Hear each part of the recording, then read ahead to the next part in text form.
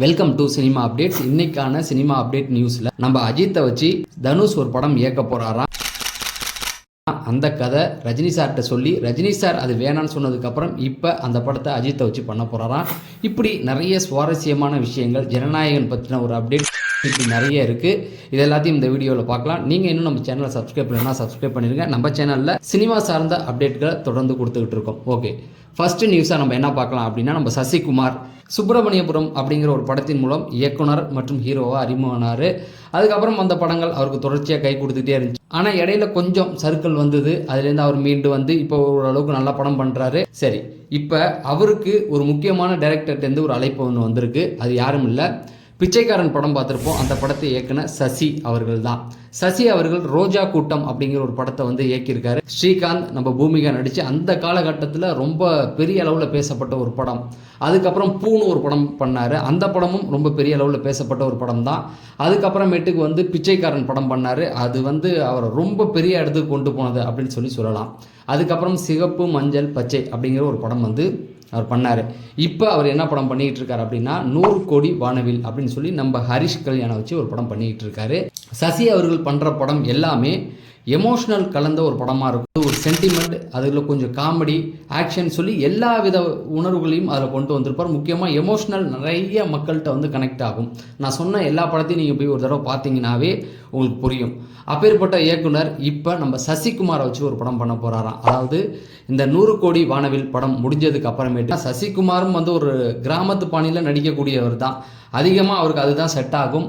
இந்த கதையும் கிராமத்து பாணியை சார்ந்த ஒரு கதையாக இருக்க வாய்ப்பு இருக்கு. 2 பேருடைய காம்போ வந்து பெரிய அளவில் பேசப்படும் அப்படிங்கிறது தான். இதுதான் ஃபர்ஸ்ட் அப்டேட். ரெண்டாவது நம்முடைய தனுஷ் அவர்களுடைய படத்தை வந்து அஸ்வத் மாரிமுத்து இயக்க போறாரு அப்படின்னு சொல்லி ஒரு நியூஸ் ஒன்று வந்திருக்கு. அஸ்வத் மாரிமுத்து யார்? ஃபர்ஸ்ட் ஓ மை கடவுளே அப்படின்னு ஒரு படம் பண்ணாரு. அது கோவிட் டைமில் வந்தது. ஆனால் அதில் விஜய் சேதுபதி நிறைய பேர் நடிச்சிருந்தாங்க. படம் நல்லாவும் இருந்தது. அதாவது ஒரு டைம் ட்ராவலை அழகாக வச்சு கடவுளை கொண்டு வந்து அதை டைம் ட்ராவல் மாதிரி கொண்டு வந்து அழகாக பண்ணியிருப்பார். கௌதம் வாசுதேவனுடைய ஏடியா இருந்தவர். அது தமிழில் தாண்டி தெலுங்குல நல்லா போச்சு. மகேஷ் பாபு அவர் கூட்டு பாராட்டியிருந்தார். சரி, சமீபத்தில் டிராகன் ஒரு படம் வந்தது இல்லையா, அந்த படத்தை இயக்குனவர் தான். படம் 100 கோடி வசூலை தொட்டுடுச்சு அப்படிங்கிறாங்க. அதாவது சின்ன பட்ஜெட் தான், ஆனால் பெரிய வசூல் கிடைச்சிருச்சு அப்படின்னு சொல்லலாம்.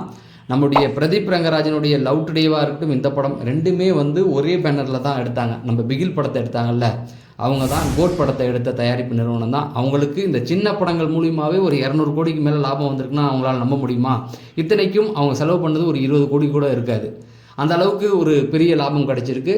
ஸோ அஸ்வத் மாரிமுத்து இப்போ என்ன பண்ணுறாருன்னா, சிம்போ வச்சு ஒரு படம் இயக்கிக்கிட்டு இருக்காரு. டிராகன் படத்துடைய ஒரு பாட்டு கூட பாடியிருப்பாரு. அதிலே வந்து சொல்லியிருப்பாங்க. இப்போ அவர் என்ன பண்ண போகிறாருன்னா, நம்ம தனுஷை வச்சு ஒரு படம் பண்ண போகிறாராம். ஆல்ரெடி தனுஷ் வந்து ரொம்ப பிஸியாக சுற்றிக்கிட்டு இருக்காரு. வர ஏப்ரல் 10ஆம் தேதி வந்து இட்லி கடை அந்த படம் வந்து ரிலீஸ் ஆக போகுது அப்படிங்கிற மாதிரி சொல்லிக்கிட்டு இருக்காங்க. ஏன்னா இந்த படத்தில் தனுஷ் ஹீரோவாகவும் அருண் விஜய் வில்லனாகவும் நடிச்சுக்கிட்டு இருக்காங்க. இதுக்கு முன்னாடி பார்த்தீங்க அப்படின்னா, நிலவுக்கு என்னடி என் மேல் கோவம் அப்படிங்கிற ஒரு படத்தை டைரக்ட் பண்ணியிருந்தாரு. அதுக்கு முன்னாடி ராயன். இப்போ நிலவுக்கு என்னடி என் மேல் கோவம் அந்த படம் வந்து சரியாக போகலை. ஆனால் அதுக்கு முன்னாடி வந்த பாண்டியா இருக்கட்டும், ராயனாக இருக்கட்டும், நல்ல ஒரு பேர் கிடச்சிச்சு. ஸோ அதுக்கப்புறம் இட்லி கடை. இதுக்கப்புறமேட்டுக்கு இன்னும் நிறைய பேருடைய இயக்குநர்கள் லிஸ்ட்டில் தனுஷ் தான் இருக்கார். லப்பர் பந்து இயக்குனர் இல்லையா, அவரும் தனுஷை வச்சு ஒரு படம் பண்ண போகிறாரு. அதுக்கப்புறமேட்டுக்கு பார்த்தீங்கன்னா, நம்ம மாரி செல்வராஜ் அமரன் படத்தை இயக்குனர் இல்லையா, ராம்குமார் பெரியசாமி, இவங்க எல்லாமே அடுத்தடுத்து தனுஷை வச்சு ஒரு படம் பண்ண போகிறாங்க. ஆனால் இது ஒரு பக்கம் இருக்க, அஸ்வத் மாரிமுத்து டைரக்ஷனில் நடிக்க போகிறாரு அப்படின்னு சொல்லி அதில் இன்னொரு விஷயமும் இருக்குது. அதை அப்புறமா சொல்கிறேன். இப்போ கூலி படத்தை பற்றின ஒரு அப்டேட் நான் உங்களுக்கு சொல்லிடுறேன். ஏன்னா இது ஒரு ரொம்ப பெரிய நியூஸ். நம்ம ரஜினி அவர்கள் லோகேஷ் கனகராஜிட்ட ஒரு பெரிய கண்டிஷன் ஒன்று போட்டிருக்காராம். என்ன அப்படின்னு பார்த்தீங்கன்னா, இந்த படத்தில் நடிக்க வைக்கிற எல்லாரையுமே வந்து நிறைய ஸ்கோப் கொடுக்கணும். அதாவது பேருக்குன்னு அவங்கள வச்சிடக்கூடாது அப்படிங்கிற மாதிரி சொல்லி ஒரு கண்டிஷன் போட்டிருக்காராம். காரணம் என்ன அப்படின்னு பார்த்தீங்கன்னா, ரஜினிக்கும் இது ஒரு பிரச்சனை இருக்குது, லோகேஷ் கனகராஜுக்கும் ஒரு பிரச்சனை இருக்குது.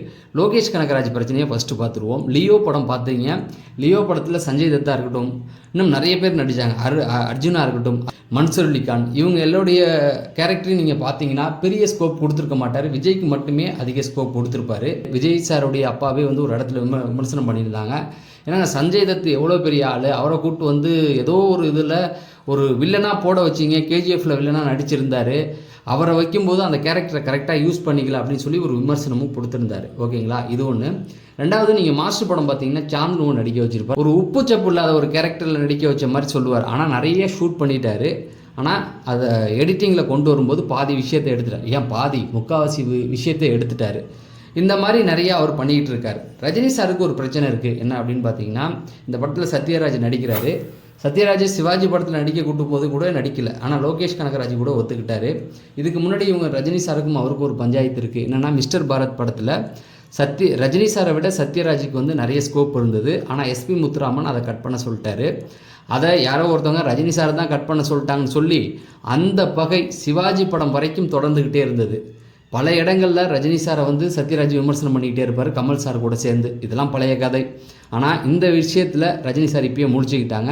ஏற்கனவே ஒரு பிரச்சனை தொடங்கி இப்போ தான் பஞ்சாயத்து முடிஞ்சிருக்கு. திரும்பவும் அது வந்துடக்கூடாது அப்படிங்கிறதுக்காக இதில் நடிக்கிறவங்க எல்லாருமே பெரிய பெரிய ஆட்கள். உபேந்திராவாக இருக்கட்டும், நாகார்ஜுனா இருக்கட்டும், அமீர் கானாக இருக்கட்டும், சத்யராஜா இருக்கட்டும், ஸ்ருதிஹாசனாக இருக்கட்டும், இப்படி பெரிய ஆட்களை நீங்கள் போட்டிருக்கீங்க. ஆனால் இந்த பெரிய ஆட்களுக்கு கரெக்டான ஸ்கோப் கொடுக்கணும். அவங்களுடைய கேரக்டர் உப்புக்கு செப்பாக வச்சிடக்கூடாது. கரெக்டாக ஈக்குவலைஸ் பண்ணி கொடுங்க அப்படிங்கிற மாதிரி சொல்லியிருக்காங்களா. ஆனால் எடுத்த வரைக்கும் படம் வந்து 3.5 மணி நேரம் வந்திருக்கான். அது எதுவாக இருந்தாலும் அவங்களுடைய கேரக்டரை கரெக்டாக கொடுத்துருங்க அப்படின்னு ஒரு அட்வைஸ் கொடுத்துருக்காரு. அது இல்லாமல் இந்த படம் ஒரு 1000 கோடி கண்டிப்பாக அடிக்கும். அதுக்கு காரணம் என்னென்னா, ஹிந்தியில் அமீர் கான் பண்ணுறாரு இல்லையா. ஹிந்தியில் எப்போவுமே சவுத்தில் படங்கள் வசூல் பண்ணிடும், ஹிந்தியில் மட்டும் பண்ணாது. அதுக்கு அமீர் கான் இருக்கனால ஹிந்திலையும் ஒரு பெரிய வசூல் இருக்கும் அப்படிங்கிறது தான்.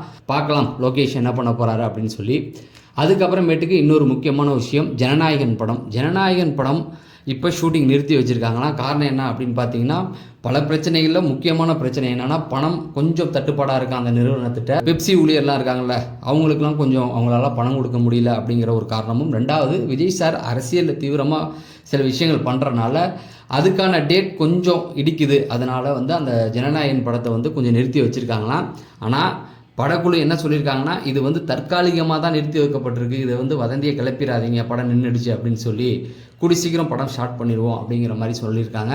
ஏன்னா இந்த படத்தில் இப்போக்கி கேப் விடுற மாதிரி ஐடியா இல்லை.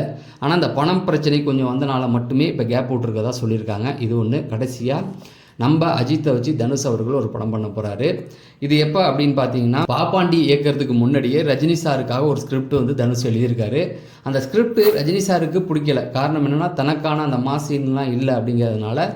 தனுஷ் எப்போவுமே வந்து ராயன் படம் அது கொஞ்சம் ஓகே, கொஞ்சம் மாசாக கொஞ்சம் பண்ணியிருப்பார். ஆனால் பல இடங்களில் வந்து எமோஷ்னல் கனெக்ட் தான் அந்த படம். அதே போல் தான் அந்த படத்தை எடுத்துருக்கனால ரஜினி சார் அதை பிடிக்கலன்ட்டாராம். அதே கதையை வந்து இப்போ கொஞ்சம் ஜூசி தட்டி எடுத்து சில சீன்களை மாற்றி அஜித் சாருக்கு ஏற்ற மாதிரி எடுத்து அந்த கதையை சொல்லியிருக்காராம். தலை அஜித் அவர்களுக்கும் அந்த கதை ரொம்ப பிடிச்சிருக்கான்.